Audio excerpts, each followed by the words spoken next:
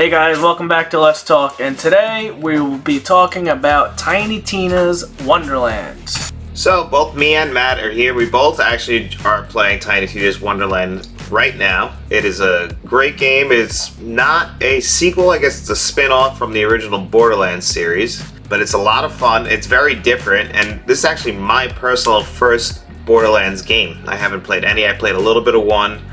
You know, I knew some of the characters, but I'd never actually played Borderlands. So for me to be playing this game, I didn't get the humor at all until I played this, and I gotta tell you, I'm blown away. I haven't had a game take me in like this in years.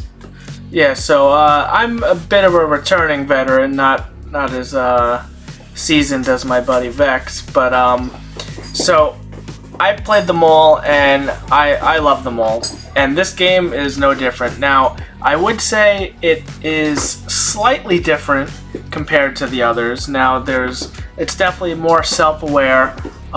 We got the tabletop aspect and stuff like it. They're playing a tabletop game in the Borderlands universe, but there's a couple features in this that are not in the other games, like the overworld board where you're actually moving the little figure around and stuff like that. That's not something that's regularly in the Borderlands games. But as far as like the first person gameplay and stuff like that, and the sliding and the jumping and the mantling and the shooting, that was basically all the same. So if you're familiar with the Borderlands games, you won't be too far off with this. There is a couple of carryover features from Borderlands 3, but ultimately this game is really a continuation of the Borderlands 2 DLC, Assault on Dragon's Keep, which was basically where this world Tiny Tina created was started in her Bunkers and Badass campaign. So Tiny Tina was released on March 25th, 2022 for all the major consoles and PC, and it seems to be being received pretty well. I think it's a fantastic game so far. It's published by 2K, developed by Gearbox, and it's just a continuation of the Borderlands 2 DLC, basically, with the Borderlands 3 engine, if you will. But there is some differences and similarities. One thing that I noticed, that I know this is a carryover from the other games, is the graphics engine that they use is something that lets it blend very well, because it's that cel-shaded kind of technology. Yeah, so it ages like a fine wine. Yeah, like if you go back, like, you know, some games, like say you're playing Gears of War, if you go play the first Gears of War and then you play Gears of War 5, because the actual graphics are, you know, aging with it because they're trying to go for a more realistic approach, where this is going for a cartoony look intentionally, which I really like about it. Like, it's very similar to Crackdown, and for a new player like me, it's completely new. So I really personally love what they're doing with the graphics, but the negative to that is it doesn't feel next gen, I guess, because it's, like you said, Borderlands 3 is a last gen game, and it feels very much like a spin-off to that. What do you say? I don't know if I would say it doesn't feel next gen, just because this is the Borderlands formula. This is how it's always looked, and I've played the remasters of 1, I played the Handsome Jack collection, I played the pre-sequel, I played 3, I even just played the one-shot adventure, was the Assault on Dragon's Keep that they quote-unquote remastered for next-gen consoles, which was basically just the Borderlands 2 DLC reskinned and made to be an introduction to this game. But I do see the improvements from game to game with graphics and quality of life and stuff like that, and this game's no different. There's definitely some stuff in here that Borderlands 3 didn't have. Specifically, the RPG elements in this are a little bit more refined to kind of go with the tabletop D&D or Bunkers and Badasses, if you will, theme of the game. And like, I'm not a huge RPG guy, but this game is not too hard to really understand what's going on, and just the comical humor and the lines that the characters are saying. They have Andy Samberg, they have Wanda Sykes, they have Will Arnett, and they have Ashley Burke, which is the voice of Tiny Tina since the beginning. I love her. Yeah, she's great. Yeah, she's awesome. Tiny Tina is definitely one of the best characters next to Claptrap and Handsome Jack. And I actually shout out to Scooter too. I liked Scooter a lot. He was the best. And it's a great game. If you're a Borderlands fan, this game is definitely for you. And if you're into the fantasy RPG stuff, give this game a try, because you will. I guarantee you're gonna laugh at some of the lines that these characters are saying. Because ooh, I'm an undead skeleton. Look at me, I'm talking. It's just silly, stupid, comical humor, and it's you can't help but laugh. And just the names, like one of the early towns you visit is called Buttsville, and Hub City is the main hub. Yeah. Tina's a young girl, and she's making her own campaign in her Bunkers and Badasses game, and it's just so What'd funny. she call C4? Because they said, oh, it's a fantasy. Like, why are you gonna still call it C4? Fantasy 4, yeah. So I mean, there's positives across the board.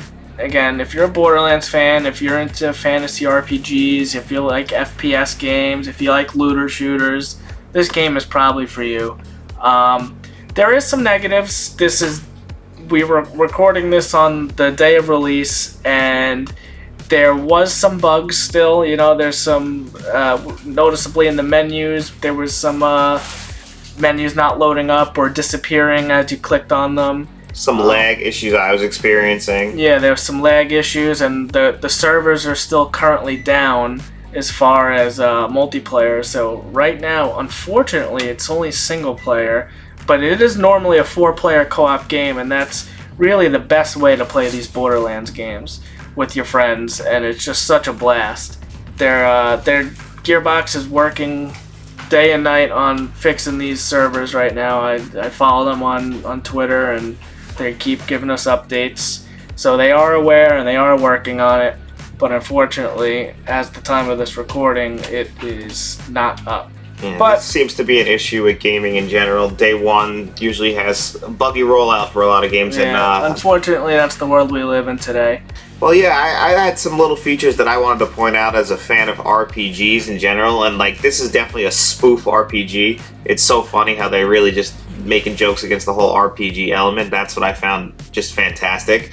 You know, I enjoy a good spoof, and like this is great as far as in a video game. I was enjoying the entire experience, and I also. One thing that's a positive and a negative is the inventory. They reward you with so many different types of guns and melee weapons. Billions and billions. It's so hard to know what to keep and what to get rid of, and the machines that where you're able to sell it, I feel like are few and far between, and you're just making a lot of conscious choices. Do I want to keep this? Even though it's something you may never use, but you're still on the fence about throwing it away, or if you're going to eventually sell it.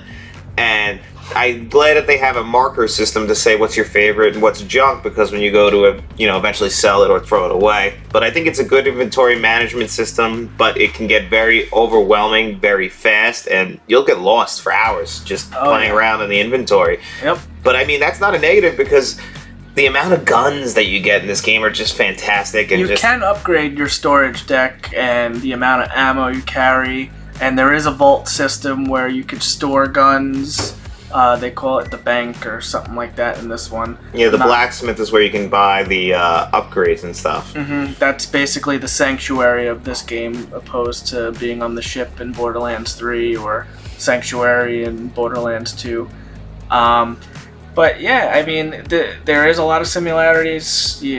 It's returning customers welcome, and it also welcomes new players with open arms. Like I said, I was totally unaware, and I haven't had a game suck me in like this in a long time. Like, I've been playing WWE since it came out, and now I'm hooked on Tiny Tinas Wonderland. I love it.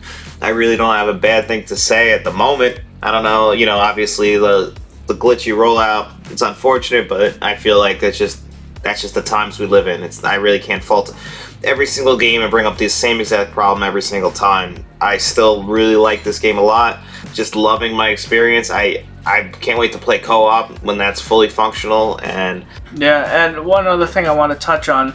Normally there's 4 characters to choose from in a Borderlands game, and this one gives you 6. And the character creation tool is so complex compared to any other one. You usually pick a preset character and you can change like the head or the color of the clothes, and it was very bare bones and minimum, which wasn't a bad thing, because sometimes like this is a little over. You can change the nose, the eyes, the ears, the size of your head. Every little detail can be changed on your character because, again, this is a spoof on a role-playing game, and you start as an unpainted character. Like if you're familiar with Dungeons and Dragons, you paint your characters, you know? So this is exactly how it would be if you're playing a real Dungeons and Dragons campaign. So they definitely souped up the character creation, and it's pretty impossible to have the same character as someone else because there's just so many different options for customization, and there's 6 classes to choose from versus the normal 4 in Borderlands games. So Matt, what would you give this for your final score as of right now? I mean, I'm a big Borderlands fan. I love Borderlands, and I knew what I was expecting. I actually like this game more than I thought I would, because I'm not huge on the fantasy stuff, but they didn't dive deep in, like, it's hard to explain. They didn't dive super deep into it where you get completely lost if you're not familiar with Dungeons and Dragons. It's basically just surface level stuff that it's common knowledge if you're familiar with the subject. So, I mean, I would still probably give this a 9 out of 10. Unfortunately, the buggy launch, but that's just the world we live in, so there's not too many games that launch perfectly anymore, unfortunately. But still, a 9 out of 10. I'm digging the story.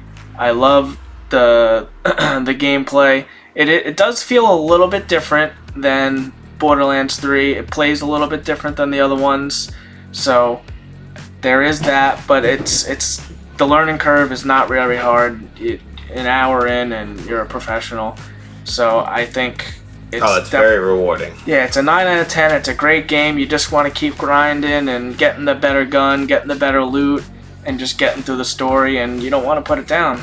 We got the Season Pass edition, so I'm very excited to see what all the DLCs they come out with for this game, because Borderlands never disappoints with their DLC. So I'm very excited about that. So thanks for joining us on a game review from Let's Talk, and guys, make sure you like, share, and subscribe, and tell all your friends. And we also jump down in the comments. We want to hear what classes and characters you created, and maybe we could even party up one day. Hey, yeah, we'll give you guys our tags.